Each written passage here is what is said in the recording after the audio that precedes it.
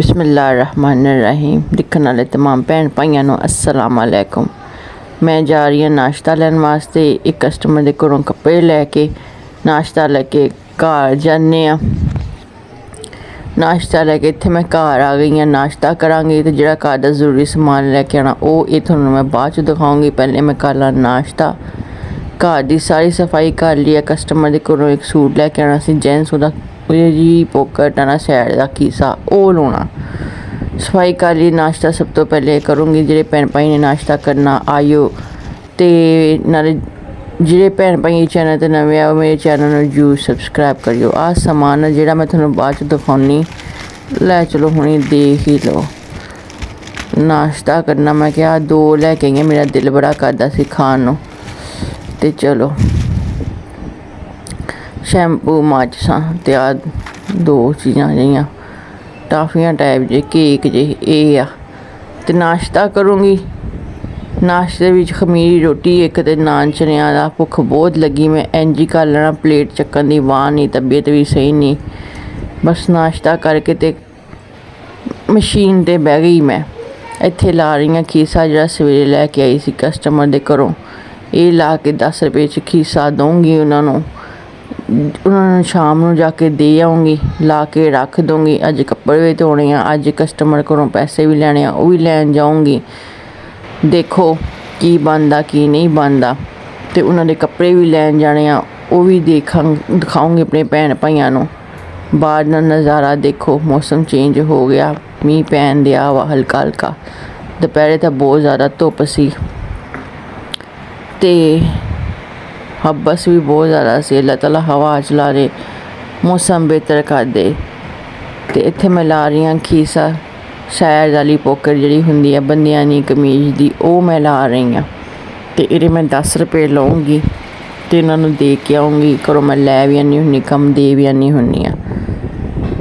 घर की सारी सफाई कर ली। कपड़े धो रही हाँ। आ देखो इत्थे मैं कपड़े चादर अपनी धो के पाई हुई है जी मैं बाहर अंदर लैके जानी हाँ। तो इत्थे कपड़े बाकी धोने आ। सरफ भिओ के रखे आ। मौसम देखो चिड़ियाँ बोलदियाँ जांदियाँ। इत्थे बहुत चिड़ियाँ उड़दियाँ शाम के टाइम सुबह के टाइम भी बोलदियाँ जांदियाँ। कपड़े सरफ भिओ हुए ऐ रह गए तो अब बुरखा धो के फुलिया होया वा बस। तो मौसम बेहतर हो गया। पहले दोपहरे बारिश होती सी हुण जाने तो कस्टमर को कपड़े भी लैके आने तो उन्होंने कोई पैसे भी लैके आने। मैं बह गई जी इत्थे कस्टमर के घर जा रही हाँ। तुरिया मेरे को जाना नहीं तबीयत नहीं सही हैगी। तो खीसा बना के मैं दे आंदा सीगा। रस्ते च उन्होंने घर पैंदा और की मैं थोड़ा दिखाना सी। बस खीसा मैं जेंट्स कपड़े सी लैनी।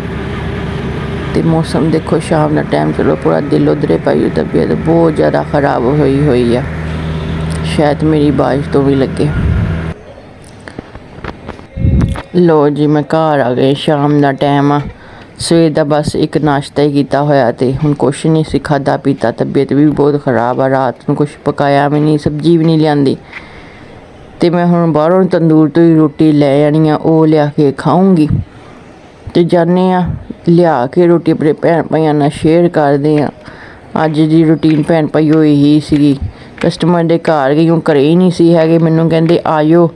मैं जो जाके देखा वो घरे है नहीं सी। ताला ला के किते गए हुए सी। मेरा चक्कर ही लगा। उन्होंने को पैसे भी लेने सी ते काम भी। लेकिन चलो हुण अगले चक्कर च रोटी मैं ले आई हाँ। प्लेट भी रख ली आ। सुबह तो नहीं सी रखी प्लेट। मैं कहा चलो हुण प्लेट रखांगे। इस पावांगे सालन आलू गोभी का पानी आ। तो रात का टाइम आ तुसीं आ देख लो। आलू गोभी का सालन पकया तंदूर तो वो लैके आई हाँ। तो 2 रोटियां तंदूर दी रोटियां भी इंज ही छिल्लड़ जी होंदे आ। बड़ा हुण मेरे च जवाब ही नहीं सी है कि मैं पका सका। हिम्मत जवाब दे गई। इनू खाऊँगी।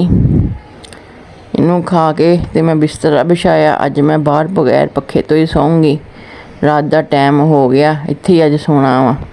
ऐ लो जी तुसीं देख लो। ऐ मंजी ते बिस्तरा बिछाया है। रात का टाइम खाना मैं खा लिया सी। ते भैन भाइयों जो चैनल पर नवे आए हो चैनल में जरूर सबसक्राइब करियो। वीडियो पसंद आए तो लाइक कर दियो। अपना ख्याल रखियो। अज मिलांगे फिर अल्लाह दे हवाले।